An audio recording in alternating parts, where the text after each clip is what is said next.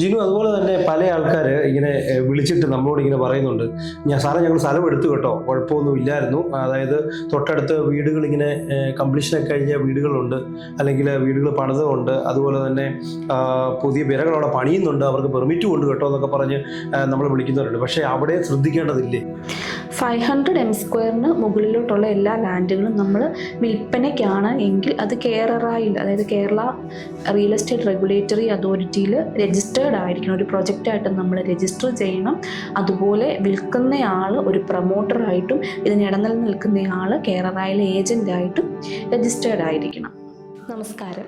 നമസ്കാരം. ഞാൻ Alan Thomas, civil tech infra സൊല്യൂഷൻസിൻ്റെ MD ആണ്. ഞാനൊരു സിവിൽ എഞ്ചിനീയറാണ്, രജിസ്റ്റേർഡ് സിവിൽ എഞ്ചിനീയറാണ്. അതുപോലെ തന്നെ എൻ്റെ വൈഫ് ജിനു റോസ് പെന്നി. ഞാൻ സിവിൽ ടെക് ഇൻഫ്രാ സൊല്യൂഷൻസിൻ്റെ അഡ്മിനിസ്ട്രേറ്റീവ് മാനേജറാണ്. ഞങ്ങൾ രണ്ടുപേരും രജിസ്റ്റേർഡ് സിവിൽ എഞ്ചിനീയേഴ്സാണ്. നമുക്ക് കാഞ്ഞിരപ്പള്ളിയിലാണ് നമ്മുടെ ഓഫീസ് വർക്ക് ചെയ്യുന്നത്. നമ്മൾ ഓൾ കേരള കൺസ്ട്രക്ഷനും കാര്യങ്ങളും എല്ലാം ചെയ്യുന്നുണ്ട്. അതുപോലെ ഒരു ലീഗലായിട്ടുള്ള കാര്യങ്ങൾ, പെർമിറ്റ്സ് അതുപോലുള്ള കാര്യങ്ങളെല്ലാം ചെയ്യുന്നുണ്ട്.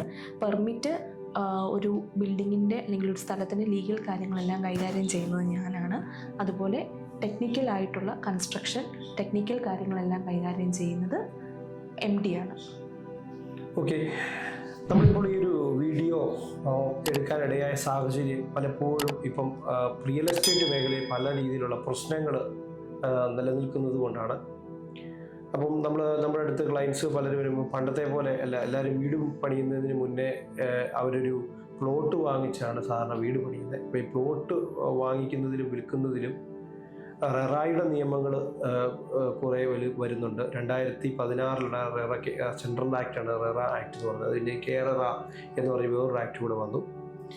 അതിൻ്റെ കുറേ നിയമവശങ്ങളുണ്ട്. അതുപോലെ തന്നെ പ്ലോട്ട് ഡെവലപ്പ് ചെയ്യുമ്പോൾ അതിന് വേണ്ടിയിട്ടുള്ള പ്ലോട്ട് ഡെവലപ്മെൻറ്റ് എന്ന് പറയുന്ന സംഭവത്തിലുണ്ടാകുന്ന കാര്യങ്ങൾ, അതുമൂലം ആ പ്ലോട്ട് ഡെവലപ്മെൻറ്റ് ചെയ്യേണ്ടത് എങ്ങനെയാണ്, നിയമപരമായിട്ട് എങ്ങനെയാണ് ചെയ്യേണ്ടത്, അത് ചെയ്യേണ്ടത് ഒന്നുകിൽ അതിന് പഞ്ചായത്ത് അല്ലെങ്കിൽ നമ്മുടെ ലോക്കൽ അതോറിറ്റി, പഞ്ചായത്ത്, മുനിസിപ്പാലിറ്റി അല്ലെങ്കിൽ കോർപ്പറേഷൻ, അതിൻ്റെ പരിധി വരുന്നത് എത്രയാണ്. അത് കഴിഞ്ഞ ശേഷം അതിൻ്റെ ഹയർ അതോറിറ്റി ആയിട്ട് നമ്മളിപ്പം പറയുകയാണെങ്കിൽ ടൗൺ പ്ലാനർ എന്ന് പറയുന്നത്, ടൗൺ പ്ലാനറിൻ്റെ പരിധിയിലേക്ക് എന്തൊക്കെയാണ് വരുന്നത്. ഇങ്ങനെയുള്ള കുറേ കാര്യങ്ങളുമായി ബന്ധപ്പെട്ടുള്ള ഒരു വീഡിയോ, ഒരു സംവാദമാണ്. അതിൻ്റെ നിയമവശങ്ങൾ ജിനു സംസാരിക്കുന്നു. അതുപോലെ തന്നെ അത് നിർമ്മാണ പ്രവർത്തനം, അതിൻ്റെ ആവശ്യകതയെക്കുറിച്ചുള്ള ചെറിയ ചെറിയ കാര്യങ്ങൾ ഞാനും പങ്കുവയ്ക്കാമെന്നാണ് ആഗ്രഹിക്കുന്നത്. ഇതിനകത്ത് പ്രധാനമായിട്ടും നമ്മൾ ശ്രദ്ധിക്കേണ്ട കാര്യങ്ങൾ, ഇപ്പോൾ ഒരു സബ് ഡിവൈഡ് ചെയ്തൊരു പ്ലോട്ട് വാങ്ങാൻ ഒരാൾ ചെല്ലുമ്പം പ്രധാനമായിട്ട് കേൾക്കുന്ന ഒരു വാക്കാണ് development permit, plot sub division layout approval. ഇതൊക്കെ എന്താണ്? അത് പകുതി, ഒരു 90% ആളുകൾക്കും ഇതിനെപ്പറ്റി അവെയർ അല്ലെന്നുള്ളതാണ് ഏറ്റവും സത്യമായിട്ടുള്ള കാര്യം. അപ്പം പ്രധാനമായിട്ട് ഇതിനകത്ത് ശ്രദ്ധിക്കേണ്ട കാര്യങ്ങൾ എന്താണെന്ന് വെച്ചാൽ, നമ്മൾ ഒരു ബിൽഡിങ് പണിയുന്നതിന് മുന്നേ അതാത് ലോക്കൽ ബോഡിയിൽ പോയി അതിൻ്റെ പണിയുന്നതിനുള്ള പെർമിറ്റ് എടുക്കുന്നത് പോലെ തന്നെ നമ്മൾ ഒരു ലാൻഡ് പ്ലോട്ടുകളായിട്ട് സബ് ഡിവൈഡ് ചെയ്യുന്ന സമയത്ത് അത് ചെയ്യുന്നതിന് മുൻപേ ആ സബ് ഡിവിഷൻ ചെയ്യുന്നതിനുള്ള പെർമിറ്റ് അതാത് ലോക്കൽ ബോഡിയിൽ നിന്നും എടുത്തിരിക്കണം. അപ്പം ലോക്കൽ ബോഡി എന്ന് പറയുമ്പോൾ പഞ്ചായത്തിൻ്റെ പരിധിയിലാകാം, മുനിസിപ്പാലിറ്റിയുടെ ആകാം, കോർപ്പറേഷൻ്റെ ആകാം. ഞാൻ ഇതിനകത്തൊരു കാര്യം ഇവിടെ ആഡ് ഓൺ ചെയ്യാനുള്ളത് എന്താണെന്ന് വെച്ചാൽ, ഈ നിർമ്മാണ പ്രവർത്തനം എന്ന് പറയുമ്പോൾ പലപ്പോഴും എല്ലാവരും ആലോചിക്കുന്നൊരു കാര്യമുണ്ട്, ഒരു ബിൽഡിങ് പണിയുന്ന നിർമ്മാണം എന്ന് പറയുന്നത് ഒരു പ്ലോട്ടിനെ, ഒരു സാധാരണ ഒരു ലാൻഡ്, അതായത് ഇപ്പം വലിയൊരു ലാൻഡ് എടുക്കും, 1 ഏക്കർ സ്ഥലം അല്ലെങ്കിൽ 1.5 ഏക്കർ സ്ഥലം, 2 ഏക്കർ സ്ഥലം, 3 ഏക്കർ സ്ഥലം, 4, ഇങ്ങനെ പല ലംസം ഓഫ് ലാൻഡ് എടുത്തിട്ട് അതിനകത്തോടൊരു വഴി വെട്ടി കയറ്റി നമ്മൾ എന്നിട്ട് പ്ലോട്ടുകളായിട്ട് തിരിക്കുന്നത്. ഇത് എന്നിട്ട് അതിനെ പ്ലോട്ടായിട്ട് തിരിക്കുന്നത് വലിയ നിർമ്മാണ പ്രവർത്തനമാണ്. കാരണം എന്താണെന്ന് വെച്ചാൽ, പ്ലോട്ടായിട്ട് തിരിക്കുമ്പോൾ അതൊരു ലെവൽഡ് ലാൻഡായിട്ട് അതിനെ പ്ലോട്ടുകളായിട്ട്, ഹൗസ് പ്ലോട്ടുകളായിട്ട് തിരിക്കുമ്പോൾ അവിടെ എർത്ത് കട്ടിങ് വരുന്നുണ്ട്, ഫില്ലിങ് വരുന്നുണ്ട്, അതിനുശേഷം അതിനെ സ്റ്റോൺ കൊണ്ട് അതിൻ്റെ ബൗണ്ടറി വോള് കെട്ടുന്നുണ്ട്, അതനുസരിച്ച് അതിൻ്റെ റോഡ് കൺസ്ട്രക്ഷൻ വരുന്നത്. ഇതെല്ലാം കൂടെ ചേരുന്ന ഈ ഡെവലപ്മെൻറ്റ് എന്ന് പറയുന്നത് തന്നെ ഒരു നിർമ്മാണ പ്രവർത്തനമാണ്. അപ്പം ബിൽഡിങ് പണിയാൻ നമ്മൾ എടുക്കുന്നത് പോലെ തന്നെ ഈ പറഞ്ഞ നിർമ്മാണ പ്രവർത്തനം വലിയൊരു 1 ഏക്കർ സ്ഥലം, അപ്പോൾ ആ ഒരു സ്ഥലം എന്ന് പറഞ്ഞാൽ ഇങ്ങനെ ഒരു അൺഈവനായിട്ട് കിടക്കുന്ന ലാൻഡാണ്. അതിനെ ഒരു റോഡ് വെട്ടിച്ച് ഓരോരോ പ്ലോട്ടുകളാക്കാനായിട്ട് അവിടെ വരുന്ന നിർമ്മാണ പ്രവർത്തനങ്ങൾ ഒരു പെർമിറ്റ് പോലെ തന്നെ, അതായത് ഒരു ബിൽഡിങ് വെക്കാൻ നമ്മൾ കാണിക്കുന്ന പെർമിറ്റ് പോലെ തന്നെ പെർമിറ്റ് അപ്ലൈ ചെയ്ത് ആ പെർമിറ്റ് പ്രകാരം വർക്ക് നടത്തി ആ പ്ലോട്ടുകളെ കാണിച്ച് അതിനെ പിന്നെ അതിന് കംപ്ലീഷൻ വാങ്ങിക്കുന്നതിനുള്ള ഡെവലപ്മെൻറ്റ് പെർമിഷൻ, ഡെവലപ്മെൻറ്റ് പ്ലാൻ അല്ലെങ്കിൽ ഡെവലപ്മെൻറ്റ് സാങ്ഷൻ എന്ന് പറയുന്നത്. അത് നമ്മൾ ഡെവലപ്മെൻറ്റ് സാങ്ഷൻ എടുക്കണം. പിന്നെ അതിന് ഓരോരോ വകുപ്പുകളുണ്ട്, അതിന് ഓരോരോ ഏത് കാറ്റഗറിയിൽ ഒരു പരിധിക്ക് അപ്പുറത്തേക്ക് കഴിഞ്ഞാൽ ഇന്ന കാറ്റഗറിയിലേക്ക് പോകണം, അല്ലെങ്കിൽ ഇന്ന സ്ഥലത്തേക്ക് പോകണം, ഇങ്ങനെയുള്ള കാര്യങ്ങൾ. അതാണ് നമ്മൾ ഈ ഇന്നത്തെ വീഡിയോയിലേക്ക് നമ്മൾ പറയാൻ ഉദ്ദേശിക്കുന്നത്. അപ്പം ജിനു, അപ്പം നമ്മുടെ പ്ലോട്ട് സബ് ഡിവിഷൻ എങ്ങനെയൊക്കെയാണ് അതിൻ്റെ നിയമവശങ്ങൾ എന്നുള്ളത് ഇപ്പം ജിനു കൂടെ പറയും. നമ്മൾ ഇപ്പോൾ സബ് ഡിവൈഡ് ചെയ്യുന്ന ലാൻഡ് 0.5 ഹെക്ടർ 0.5 ഹെക്ടർ എന്ന് പറയുന്നത് 1 ഏക്കർ 24 സെൻറ്റ് സ്ഥലമാണ്. അതാണ് ലിമിറ്റ്. 1 ഏക്കർ 24 സെൻറ്റ് സ്ഥലം നമ്മൾ 10 പ്ലോട്ടുകളിൽ കുറവായിട്ടാണ് സബ് ഡിവൈഡ് ചെയ്യുന്നത് എങ്കിൽ നമുക്ക് ലേ ഔട്ട് അപ്രൂവലിൻ്റെ ആവശ്യമില്ല. അതേസമയം ഡെവലപ്മെൻറ്റ് പെർമിറ്റ് വേണം. ഡെവലപ്മെൻറ്റ് പെർമിറ്റ് നമുക്ക് ഇഷ്യൂ ചെയ്യുന്നത് അതാത് പഞ്ചായത്തിലെ അല്ലെങ്കിൽ മുനിസിപ്പാലിറ്റിയിലെ അല്ലെങ്കിൽ കോർപ്പറേഷനിലെ സെക്രട്ടറിയാണ് ഡെവലപ്മെൻറ്റ് പെർമിറ്റ് ഇഷ്യൂ ചെയ്യുന്നത്. ശ്രദ്ധിക്കുക, 0.5 ഹെക്ടറും ഹെക്ടറിൽ താഴെയും 10 പ്ലോട്ടുകളിൽ കുറവായിട്ടുമാണ് സബ് ഡിവൈഡ് ചെയ്യുന്നതെങ്കിൽ മാത്രമാണ് നമുക്ക് ലേ ഔട്ട് അപ്രൂവലിന് ആവശ്യമില്ലാത്തത്. അതേസമയം 0.5 ഹെക്ടറിൽ കൂടുതലും 10 പ്ലോട്ടിൽ കൂടുതലും, അതുപോലെ 0.5 ഹെക്ടർ തന്നെ നമ്മൾ 10 പ്ലോട്ടുകളിൽ കൂടുതലായിട്ട് സബ് ഡിവൈഡ് ചെയ്യുന്നുണ്ടെങ്കിലും നമ്മൾ അതാത് ഡിസ്ട്രിക്റ്റ് ടൗൺ പ്ലാനർ ഓഫീസറിൻ്റെ പക്കൽ നിന്നും plot sub division layout approval വാങ്ങിയിരിക്കണം. അതുപോലെ തന്നെ ആ പ്ലോട്ട് സബ് ഡിവിഷൻ അപ്രൂവൽ വാങ്ങുമ്പോൾ അതിൻ്റെ അകത്ത് കുറേ നിയമപരമായിട്ടുള്ള കാര്യങ്ങൾ നോക്കാനുണ്ട്. നമ്മളിപ്പോൾ സബ് ഡിവൈഡ് ചെയ്യുന്ന പ്ലോട്ടിലേക്ക് ആക്സസ് കൊടുക്കുന്ന റോഡ്, ഒരു മെയിൻ റോഡ്, അത് പഞ്ചായത്ത് റോഡ് ആയിക്കോട്ടെ, PWD റോഡ് ആയിക്കോട്ടെ, NH റോഡ് ആയിക്കോട്ടെ, ഇപ്പം നമ്മൾ 0.5 ഹെക്ടർ വരെയാണ് എങ്കിൽ ആ റോഡിന് മിനിമം വിഡ്ത്ത് 1.5 മീറ്റർ വേണം. 0.5 മുതൽ 1 ഹെക്ടർ വരെയാണെങ്കിൽ 3.6 മീറ്റർ, അതായത് ആക്സസ് റോഡിൻ്റെ വിഡ്ത്താണ് പറയുന്നത്, 3.6 മീറ്റർ വിഡ്ത്ത് വേണം.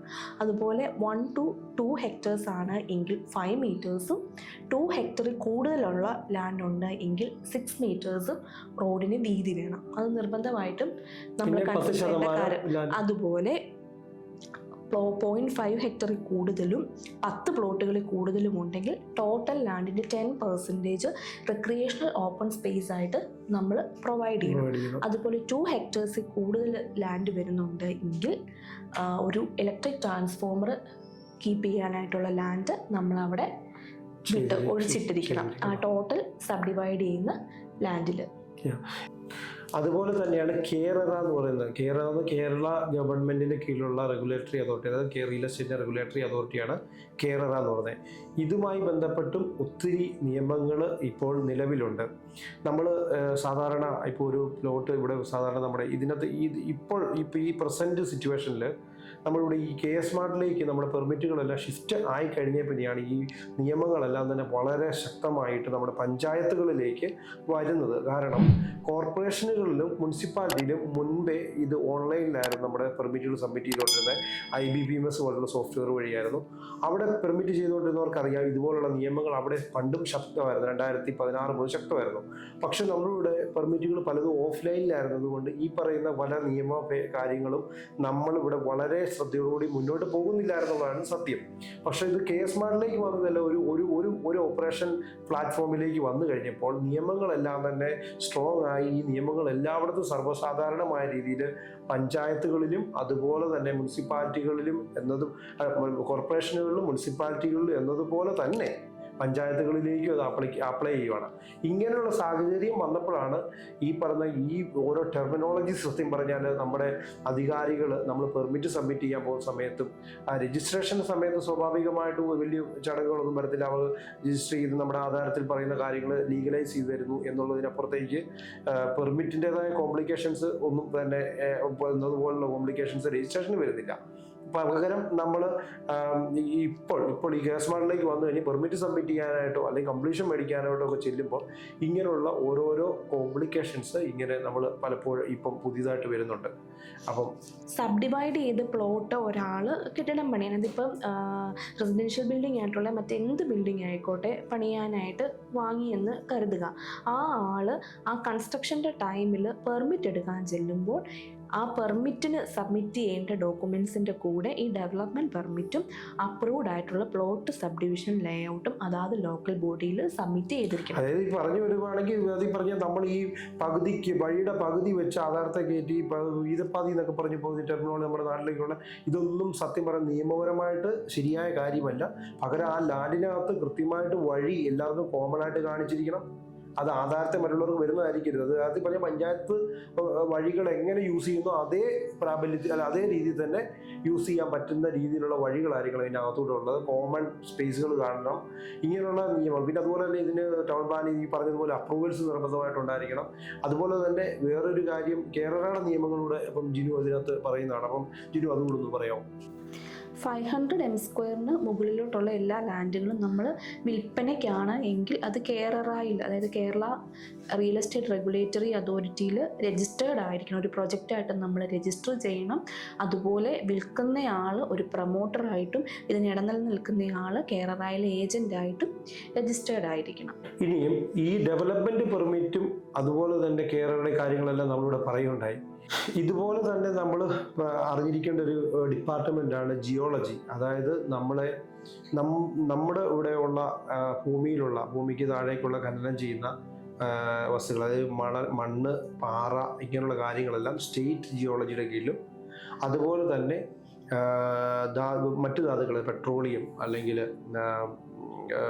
മെറ്റൽസ്, സ്വർണം, ഇങ്ങനെയുള്ള കാര്യങ്ങളൊക്കെ വരുന്നതൊക്കെ സെൻട്രൽ ഗവൺമെൻറ് കീഴിലുള്ള സെൻട്രൽ ജിയോളജിയുടെ കീഴിലുമാണ് ഇതിൻ്റെ കാര്യങ്ങളിരിക്കുന്നത്. അതായത് അവരുടെ അവകാശത്തിൽപ്പെട്ട കാര്യമാണ്. അപ്പോൾ അതുമായി ബന്ധപ്പെട്ട് ജിയോളജിയുടേതായ കുറേ നിയമങ്ങളും ഇതിനകത്ത്, ജിനു അത് അതിൻ്റെ നിയമവശങ്ങൾ എന്ന് പറയുന്നതാണ്. അതുപോലെ നമ്മൾ ഇപ്പോൾ അതായത് ഈ പറഞ്ഞു വരുന്നതനുസരിച്ച്, അതായത് ഒരു ഗ്രൗണ്ട് ലെവലിന് മുകളിലേക്കുള്ള സാധനങ്ങളെ നമുക്ക് അവകാശപ്പെട്ടതുള്ളൂ. ഗ്രൗണ്ട് ലെവലിന് താഴേക്കുള്ളതെല്ലാം സെൻട്രൽ ഗവൺമെൻറ് അല്ലെങ്കിൽ സ്റ്റേറ്റ് ഗവൺമെൻറ്റിൻ്റെ ഓണർഷിപ്പിലുള്ളതാണ്. അപ്പം നമുക്ക് ഒരു 3000 സ്ക്വയർ ഫീറ്റ് വരെയുള്ള ഒരു ബിൽഡിങ്, അതിപ്പോൾ റെസിഡൻഷ്യൽ ആയിക്കോട്ടെ മറ്റെന്തെങ്കിലും ബിൽഡിംഗ് ആയിക്കോട്ടെ, അപ്പോൾ ആ ബിൽഡിങ് പണിയുന്ന ആവശ്യത്തിലേക്കായിട്ട് നമുക്ക് മണ്ണ് മാറ്റണം, അതിനുള്ള പെർമിറ്റ് വേണം. അപ്പം ആ ബിൽഡിങ്ങിൻ്റെ ഏരിയയിലും അതിൻ്റെ സെറ്റ് ബാക്കിലും വരെയുള്ള മണ്ണ് നീക്കം ചെയ്യുന്നതിനുള്ള പെർമിറ്റും, ഇൻ കേസ് നമുക്ക് മണ്ണ് വെളിയിലേക്ക് കൊണ്ടുപോകണമെങ്കിൽ അതിനുള്ള ട്രാൻസിറ്റ് പാസും അതാത് ലോക്കൽ ബോഡിയിൽ നിന്നും നമുക്ക് പെർമിഷൻ ലഭിക്കും. ട്രാൻസിറ്റ് പാസും അതുപോലെ ഡെവലപ്മെൻറ്റിനുള്ള പെർമിറ്റും. ലോക്കൽ ബോഡി എന്ന് പറയുമ്പോൾ പഞ്ചായത്ത്, മുനിസിപ്പാലിറ്റി അല്ലെങ്കിൽ കോർപ്പറേഷൻ. അത് കൺസ്ട്രക്ഷൻ്റെ കാര്യത്തിൽ വരുന്നത്. ഇപ്പം ഇനി നമ്മുടെ ബിൽഡിങ് 3000 സ്ക്വയർ ഫീറ്റിൽ കൂടുതലാണ് എങ്കിൽ, അതുപോലെ പ്ലോട്ട് സബ്ഡിവൈഡ് ചെയ്യണമെങ്കിലും നമുക്ക് ലാൻഡിൻ്റെ ഡെവലപ്മെൻറ്റ് ആവശ്യമാണ്. ആ സമയത്ത് നമ്മൾ എർത്ത് വർക്കിൻ്റെ പെർമിഷനും, അതുപോലെ ഇനി എർത്ത് കട്ടിങ് കൂടുതലാണ് ഫില്ലിങ്ങിനേക്കാളും, നമുക്ക് എർത്ത് അതായത് മണ്ണ് പുറത്തേക്ക് കൊണ്ടുപോകണമെങ്കിൽ അതിൻ്റെ ട്രാൻസിറ്റ് പാസും പെർമിറ്റും നമുക്ക് അലൗ ചെയ്യുന്നത് മൈനിങ് ആൻഡ് ജിയോളജി ഡിപ്പാർട്ട്മെൻറ്റിൽ നിന്നാണ്.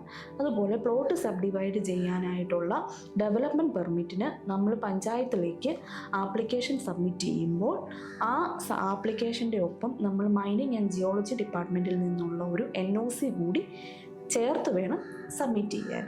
അതുപോലെ തന്നെ ഇതിനകത്ത് പിന്നെ ശ്രദ്ധിക്കേണ്ട ഒരു കാര്യമുണ്ട്. നമ്മൾ ലാൻഡ് ഡെവലപ്മെൻറ്റിന് വെക്കുമ്പം ലാൻഡ് ഡെവലപ്മെൻറ്റ് വെച്ചിട്ട് നമ്മൾ ട്രാൻസിഷൻ പാസ് അല്ലെങ്കിൽ ജിയോളജി പോയി നമ്മൾ ഓൾറെഡി ഇതിൻ്റെ ഖനനത്തിനുള്ള ഇതൊക്കെ എടുത്തതിന് ശേഷം നമ്മൾ ലാൻഡ് ഡെവലപ്പ് ചെയ്തുകൊണ്ടിരിക്കുന്നതിനിടയ്ക്ക് കല്ല് കാണുവാണെങ്കിൽ അവിടെ കൊണ്ട് നമ്മൾ നിർത്തിയിട്ട് ആ കല്ലിൻ്റെ തന്നെ സെപ്പറേറ്റ് അളവെടുത്തിട്ട്, കാരണം കല്ലും മണലും 2 രീതിയിലാണ് അവിടെ. കല്ല് പൊട്ടിക്കാനുള്ള പാസ് പിന്നെ അപ്ലൈ ചെയ്യണം. അങ്ങനെ കുറേ രീതിയിലുള്ള പെർമിഷൻ ലെവൽസ് കവർ ചെയ്താണ് യഥാർത്ഥത്തിൽ പറഞ്ഞാൽ ഒരു ലാൻഡ് ഡെവലപ്പ് ചെയ്തെടുക്കുന്നത്. അതിനാണ് യഥാർത്ഥത്തിൽ പറഞ്ഞാൽ പ്ലോട്ടിൻ്റെതായ വിലയാകുന്നത്.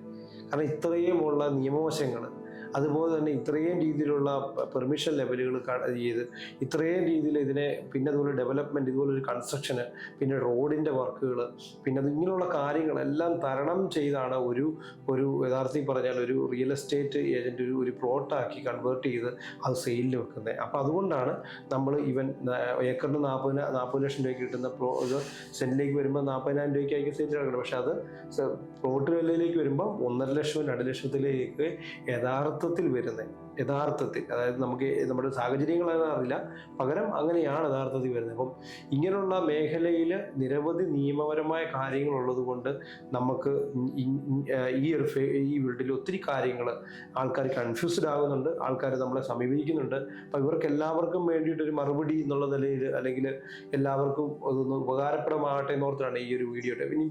ഇനി ചില ആൾക്കാർ നമ്മളോട് ചോദിക്കുവാണ്, സാറേ ഞങ്ങളിങ്ങനെ പ്ലോട്ട് വാങ്ങിച്ചു പോയി, ഞങ്ങൾക്കിതൊന്നും അറിയില്ലായിരുന്നു, ഞങ്ങൾ ഇനി എന്താണ് ചെയ്യേണ്ടത് എന്ന് ചോദിച്ചാൽ അതിനൊരു മറുപടി, നമുക്ക് ഉചിതമായ രീതിയിൽ പറയാൻ പറ്റുന്ന മറുപടി എന്തായിരിക്കും?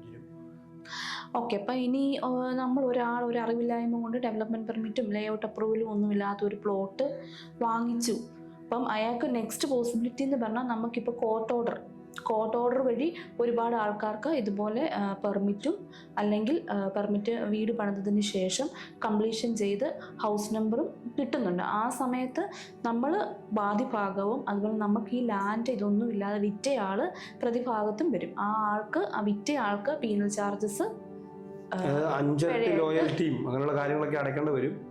ഇങ്ങനെയുള്ള വലിയ വലിയ കോംപ്ലിക്കേഷൻ ഒന്നെങ്കിൽ ഇപ്പം നമ്മൾ പൈസ കൊടുത്ത് വാങ്ങുന്ന കാര്യങ്ങൾ നിയമപരമായിട്ടാണെങ്കിൽ നേരെ പോകേണ്ടതിന് പകരം പിന്നെ അത് കോടതി കൂടെ പോകുന്നു, പിന്നെ ഡിഗ്രി പുറപ്പെടുവിക്കുന്നു, അതിനുശേഷം അതായത് വിധി വരുന്നു. അപ്പം എതിർഭാഗം ഒരു വ്യക്തി അവിടെ പ്രതിക്കൂട്ടി നിൽക്കുന്നു. അദ്ദേഹത്തിന് പിന്നെ ഇതിൻ്റെ ഇതർ ഒന്നെങ്കിൽ നമ്മുടെ മേടിക്കുന്നയാളോ അല്ലെങ്കിൽ വിൽക്കുന്നയാളോ ആർക്കെങ്കിലും ഒരു ഇഷ്യൂ വരും കാലങ്ങളിൽ വരാം. അപ്പം അതായത് ഇതൊരു സേഫസ്റ്റ് ആയിട്ടുള്ള ഒരു ബിസിനസ് രീതിയല്ല എന്നുള്ളതാണ് വെറുതെ പറഞ്ഞല്ലേ. അതായത് ഈ അപ്പം ഇതിനകത്ത് ചുരുക്കി പറഞ്ഞ പ്ലോട്ട് വാങ്ങുന്നവർ വളരെ കെയർഫുൾ ആയിരിക്കുക.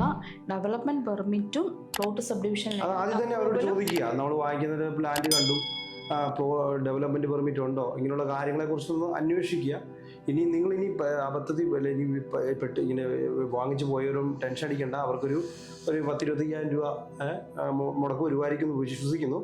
അത് ഓരോ വക്കീലന്മാരുടെ അഡ്വക്കേറ്റ്സിൻ്റെ ഇതുപോലെ ഇരിക്കും. അവരുടെ അടുത്ത് നിന്ന് ഈ ആവശ്യം പറഞ്ഞു കഴിഞ്ഞാൽ അവരത് കോടതി കേസ് ഫയൽ ചെയ്ത് ആ രീതിയിൽ നമുക്ക് ഒരു വിധി പുറപ്പെടുവിച്ച് നമുക്ക് അനുകൂലമായിട്ട് ഈ പ്ലോട്ട് എടുത്തയാൾക്ക് അനുകൂലമായിട്ട് സെർട്ടൻലി വരുള്ളൂ. പക്ഷേ എതിർഭാഗം മറ്റേ ആൾ നിൽക്കേണ്ടി വരും. അദ്ദേഹത്തിന് പിന്നീട് നിയമപരമായിട്ടുള്ള ഈ നിയമം ലംഘിച്ചതിൻ്റെ പേരിലുള്ള പ്രശ്നങ്ങളെല്ലാം തന്നെ അദ്ദേഹം വേറിയേണ്ടി വരും. അതുപോലെ പ്ലോട്ട് സബ് ഡിവൈഡ് ചെയ്യണമെന്ന് ആഗ്രഹമുള്ള ആൾക്കാരും നേരെ പോയി ആ വർക്ക് ചെയ്യാതെ നിയമപരമായിട്ടുള്ള കാര്യങ്ങളെല്ലാം പൂർത്തിയായതിനു ശേഷം ഡെവലപ്പ് ചെയ്ത് പ്ലോട്ട് സബ് ഡിവൈഡ് ചെയ്യുക. അതുപോലെ തന്നെ ഈ പ്ലോട്ട് സബ് ഡിവൈഡ് ചെയ്തിരിക്കുന്ന ഈ പ്ലോട്ടുകൾ ഏക്കർ കണക്കിന് പ്ലോട്ടുകളുണ്ട്. അതിൻ്റെ ഒരു സ്കെമാറ്റിക് റെപ്രസെൻറ്റേഷൻ, അതായത് നമ്മൾ ഈ പറയുന്ന എന്നാ പറയുന്നത് ഈ ഡെവലപ്മെൻറ്റ് പ്ലാൻ ഉണ്ടല്ലോ, ആ പ്ലാന് വെളിയിൽ എക്സിബിറ്റ് ചെയ്ത് കൃത്യമായിട്ട് അത് അങ്ങനെ ഒരു നിയമം കൂടെ ഉണ്ട്. അതായത് വെളിയിൽ നമ്മൾ ഈ പ്ലോട്ട് ഡെവലപ്പ് ചെയ്യാൻ പോകുന്ന പ്ലോട്ടിൻ്റെ അവിടെ നടക്കുള്ള വഴി കാണിച്ച് പ്ലോട്ട് 1 പ്ലോട്ട് 2 എന്ന് പറഞ്ഞ് കാണിച്ച് കൃത്യമായിട്ട് ഏരിയ എല്ലാം കാണിച്ചുകൊണ്ട് ഒരു പ്ലാൻ അവിടെ വെക്കണമെന്നും നിയമമുണ്ട് നമ്മുടെ ഈ പ്ലോട്ടിന് മുന്നിൽ. ഇങ്ങനെ കൃത്യമായ രീതിയിൽ നിയമപരമായിട്ട് നമ്മൾ മുന്നേറുകയാണെങ്കിൽ, അതായത് ഈ പറഞ്ഞ നിയമം നമ്മളിപ്പോൾ ഒത്തിരി കാര്യങ്ങൾ ഇതിനകത്ത് പറയുകയുണ്ട്, നിയമവശങ്ങൾ ഇതെല്ലാം നമ്മൾ പരിഗണിച്ചുകൊണ്ട് ഒരു വ്യക്തി പ്ലോട്ട് ഡെവലപ്പ് ചെയ്യുമ്പോൾ അത്യാവശ്യം കോസ്റ്റ് ആവുന്നുണ്ട്. അങ്ങനെ നമ്മൾ ചെയ്ത് കൊടുക്കുന്ന ഒരു പ്രോപ്പർട്ടി നിങ്ങൾക്ക് നിയമപരമായിട്ട് അത് വിൽക്കുന്ന ആൾക്കും പ്രശ്നമില്ല, വാങ്ങിക്കുന്ന ആൾക്കും പ്രോബ്ലമില്ല. അപ്പോൾ ഈ പെർമിറ്റുകളിലേക്ക് വരുമ്പോൾ പ്രശ്നം വരുന്നില്ല, ഒരു രീതിയിലുള്ള പ്രോബ്ലം വരുന്നില്ല. ജിനു, അതുപോലെ തന്നെ പല ആൾക്കാർ ഇങ്ങനെ വിളിച്ചിട്ട് നമ്മളോട് ഇങ്ങനെ പറയുന്നുണ്ട്, സാറേ ഞങ്ങൾ സ്ഥലം എടുത്തു കേട്ടോ, കുഴപ്പമൊന്നും ഇല്ലായിരുന്നു. അതായത് തൊട്ടടുത്ത് വീടുകൾ ഇങ്ങനെ കംപ്ലീഷനൊക്കെ കഴിഞ്ഞ വീടുകളുണ്ട്, അല്ലെങ്കിൽ വീടുകൾ പണിതുണ്ട്, അതുപോലെ തന്നെ പുതിയ വിരകൾ അവിടെ പണിയുന്നുണ്ട്, അവർക്ക് പെർമിറ്റ് കൊണ്ട് കേട്ടോ എന്നൊക്കെ പറഞ്ഞ് നമ്മൾ വിളിക്കുന്നവരുണ്ട്. പക്ഷേ അവിടെ ശ്രദ്ധിക്കേണ്ടതില്ലേ? ഉറപ്പായിട്ട് ശ്രദ്ധിക്കണം. ചിലപ്പോൾ അവര് പണ്ട്, അതായത് ഇത് ഈ സങ്കേതം എന്ന സോഫ്റ്റ്വെയറിലേക്ക് മാറി കേസ് സ്മാർട്ടിലേക്ക് വന്ന സമയത്താണ് ഇത് കുറെ സ്ട്രിക്റ്റ് ആയിട്ട് ഇത് ഫോളോ ചെയ്യുന്നുണ്ട്. അപ്പം ചിലപ്പോൾ അവിടെ ആ പണിയുന്ന വീടുകൾക്ക് ഈ സങ്കേതത്തിലായിരിക്കാം പെർമിറ്റ് എടുത്തത്, അല്ലെങ്കിൽ ഈ കേസ് സ്മാർട്ട് വരുന്നതിന് മുന്നേ പെർമിറ്റ് എടുത്ത് കംപ്ലീറ്റ് ചെയ്ത് വീടുകളായിരിക്കാം. ഇനിയിപ്പോൾ പെർമിറ്റ് പുതുതായിട്ട് എടുത്തെന്ന് പറഞ്ഞ ആൾക്കാരാണെങ്കിൽ പെർമിറ്റ് 2 തരത്തിലുള്ള പെർമിറ്റ് ഉണ്ട്, അത് നമ്മൾ മനസ്സിലാക്കണം. ഒന്ന് എംപാനൽഡ് ആയിട്ടുള്ള എഞ്ചിനീയർമാർ, അതായത് നമ്മുടെ ഇപ്പം പുതിയ രീതിയിലുള്ള സെൽഫ് പെർമിറ്റ് എന്ന സംഭവമുണ്ട്. അതിന് പഞ്ചായത്തിൽ ആരുടെ അടുത്ത് പോകേണ്ട കാര്യമില്ല, അവർ കംപ്ലീഷൻ ലെവലിൽ മാത്രം പഞ്ചായത്തിനെ അല്ലെങ്കിൽ സൈറ്റ് വിസിറ്റ് ഗവൺമെന്റിന്റെ ഭാഗത്തുനിന്ന് വരുന്നുള്ളൂ. അങ്ങനെ വരുമ്പോൾ ഇങ്ങനത്തുള്ള ഇഷ്യൂ അവിടെ എക്സ്പ്ലിസിറ്റ് ആയിട്ട് വരുന്ന എപ്പോഴാണ്? കംപ്ലീഷൻ ലെവലിൽ മാത്രമേ ഉള്ളൂ. അപ്പോൾ ഒരു പെർമിറ്റ് കിട്ടിയിരിക്കുന്ന പെർമിറ്റ് ഏത് തരത്തിലുള്ള പെർമിറ്റ് ആണെന്ന് അറിയണം. ജനറൽ പെർമിറ്റ് ആണോ അതോ അല്ലെ സെൽഫ് ആണെങ്കിൽ പോലും അതെടുക്കുന്ന എംപാനൽഡ് എഞ്ചിനീയേഴ്സും ശ്രദ്ധിക്കേണ്ട കാര്യമാണ്. പ്ലോട്ട് സബ്ഡിവിഷൻ അവരുടെ ലൈസൻസിനെ ബാധിക്കും. ഡെവലപ്മെന്റ് പെർമിറ്റ് ഉള്ള സ്ഥലമാണോ എന്ന് ഉറപ്പായിട്ടും അവർ ശ്രദ്ധിക്കേണ്ട കാര്യമാണ്. പക്ഷേ ഇത് സെൽഫ് പെർമിറ്റ് എടുത്ത് കൊടുത്താൽ പെർമിറ്റ് ആയിട്ട് നമുക്കൊരു രേഖ കിട്ടും. പക്ഷെ അത് കാണിച്ചെന്നും പറഞ്ഞുകൊണ്ട് ഒരിക്കലും അവിടുത്തെ കോംപ്ലിക്കേഷൻസ് മാറുന്നില്ല. അവർ പിന്നീട് ഇത് കംപ്ലീഷനിലേക്ക് പോകുമ്പോഴാണ് അവിടെ പ്രശ്നം വരുന്നത്. ഈ എംപാനൽഡ് പെർമിറ്റ് എടുത്തിട്ടുണ്ട്, പക്ഷേ എംപാനൽഡ് പെർമിറ്റ് ഒരിക്കലും ഒരു അറിവുള്ള ഒരു എഞ്ചിനീയർ എടുക്കാൻ ശ്രമിക്കരുത് അങ്ങനത്തെ കോംപ്ലിക്കേഷൻ ഉണ്ടെങ്കിൽ. കാരണം അത് കംപ്ലീഷൻ ലെവലിലേക്ക് വന്നു കഴിയുമ്പോൾ അവരത് അജ്ഞത പോലെ എടുത്തതുകൊണ്ട് അവർക്കത് അവരുടെ ലൈസൻസിനെ ചിലപ്പം ബാധിക്കാം തീർച്ചയായിട്ടും. അതുകൊണ്ട് നമ്മളിത് കൃത്യമായിട്ട് ശ്രദ്ധിക്കേണ്ട ഒരു കാര്യമാണ്. അപ്പം ഇനി ഈ പെർമിറ്റ് രണ്ടും ജിനു പറഞ്ഞു, ഈ എംപാനൽഡ് പെർമിറ്റും മറ്റും തമ്മിലുള്ള വ്യത്യാസം അത് ഓൾറെഡി പറഞ്ഞതുപോലെ തന്നെ, അതായത് ജനറൽ പെർമിറ്റും എംപാനൽഡ് പെർമിറ്റും ഉണ്ട്. ജനറൽ പെർമിറ്റ് ഇഷ്യൂ ചെയ്യുന്നത് അതാത് ലോക്കൽ ബോഡീസിലെ പഞ്ചായത്ത്, മുനിസിപ്പാലിറ്റി അല്ലെങ്കിൽ കോർപ്പറേഷനിലെ സെക്രട്ടറിമാരാണ്. സെൽഫ് പെർമിറ്റ് എംപാനൽഡ് ആയിട്ടുള്ള ലൈസൻസ്ഡ് എഞ്ചിനീയേഴ്സിന് എടുക്കാവുന്ന പെർമിറ്റാണ് സെൽഫ് പെർമിറ്റ്. അപ്പം ഈ പെർമിറ്റ്, അപ്പം ഇതിന്റെ രണ്ടിലുള്ള വ്യത്യാസം എന്താണെന്ന് ചോദിച്ചാൽ, ഈ എംപാനൽഡ് പെർമിറ്റ് എടുക്കുന്ന ആൾക്കാരുടെ അടുത്ത് ഗവൺമെന്റിന്റെ ഓതറൈസ്ഡ് ആയിട്ടുള്ള, അതായത് നമ്മുടെ അതോറിറ്റി, അതായത് AVO അല്ലെങ്കിൽ ഓവർസിയറോ വിസിറ്റ് നടത്തുന്നത് കംപ്ലീഷന്റെ സമയത്ത് മാത്രമാണ്. മറ്റേന്ന് പറയുമ്പോൾ തുടക്കത്തിൽ തന്നെ പെർമിറ്റ് വരുന്ന സമയത്ത് തന്നെ അത് നടത്തും. അതുകൊണ്ട് തന്നെ എംപാനൽഡ് പെർമിറ്റ് അല്ലെങ്കിൽ ഈ സെൽഫ് പെർമിറ്റ് ആയിട്ടുള്ള ഒരു ബിൽഡിംഗ് എടുത്തെന്നും പറഞ്ഞുകൊണ്ട് അവിടുത്തെ ലീഗൽ ഇഷ്യൂ മാറിയിട്ട് നമുക്ക് പെർമിറ്റ് കിട്ടിയതല്ല. പകരം നമ്മളത് കംപ്ലീഷൻ ലെവലിലേക്ക് വരുമ്പോൾ അത് പ്രോബ്ലമായി. കംപ്ലീഷൻ ലെവലിലേക്ക് വരുമ്പോൾ സൈറ്റ് വിസിറ്റും കാര്യങ്ങളും എല്ലാം വരുമ്പോൾ ഉറപ്പായിട്ടും ഒരു ക്വസ്റ്റ്യൻ ഉണ്ടാവും. എന്തായാലും ഈ പറഞ്ഞതുപോലെ തന്നെ കോടതിയിൽ പോയി നമുക്ക് വായിക്കാന്നുള്ള ഒരു ആശ്വാസകരമായ കാര്യമാണ്. ഓക്കെ, ഇപ്പം എന്തായാലും ഇങ്ങനെയുള്ള കാര്യങ്ങളിൽ എല്ലാവരും തന്നെ നല്ല രീതിയിൽ ശ്രദ്ധിക്കുക. അപ്പം ഈ ഒരു കാര്യത്തിലുമായി ബന്ധപ്പെട്ടുള്ള എന്തെങ്കിലും സംശയങ്ങളോ പ്രശ്നങ്ങളോ ഉണ്ടെങ്കിൽ നിങ്ങൾക്ക് നമ്മുടെ ഈ ചാറ്റ് ബോക്സിൽ നിങ്ങൾക്ക് ചാറ്റിൽ നിങ്ങൾ കമൻറ്റ് ചെയ്താൽ മതി. നമ്മൾ അതിന് കൃത്യമായിട്ടുള്ള മറുപടി നൽകുന്നതാണ്. ഞങ്ങളുടെ സിവിൽ എഞ്ചിനീയേഴ്സാണ്. ഞങ്ങൾ ഇതുപോലെ തന്നെയുള്ള ഇഷ്യൂസുകൾ അല്ലെ പ്രോബ്ലം, അതുപോലെ തന്നെ കൺസ്ട്രക്ഷൻപരമായിട്ടുള്ള കാര്യങ്ങൾ, അതുമായി ബന്ധപ്പെട്ടുള്ള എല്ലാവിധ സർവീസുകളും നമ്മുടെ കമ്പനി നൽകുന്നുണ്ട്, സിവിൽ ടെക് നൽകുന്നുണ്ട്. ഇതുപോലുള്ള എല്ലാവിധ സേവനങ്ങളും ഞങ്ങളുടെ ഭാഗത്തുനിന്ന് നിങ്ങൾക്ക് പ്രതീക്ഷിക്കാം. ജെനുവിനായിട്ട് നിങ്ങൾക്ക് വേണ്ട രീതിയിലുള്ള ഗൈഡൻസ് ഞങ്ങൾ നൽകുന്നതാണ്. അപ്പം നിങ്ങൾക്ക് ഇതുപോലുള്ള എന്തെങ്കിലും ബുദ്ധിമുട്ടുകളോ പ്രശ്നങ്ങളോ നിങ്ങൾ നേരിടുന്നുണ്ടെങ്കിൽ നിങ്ങൾ തീർച്ചയായിട്ടും കമൻറ്റ് ബോക്സിൽ മെസ്സേജ് അയയ്ക്കുക.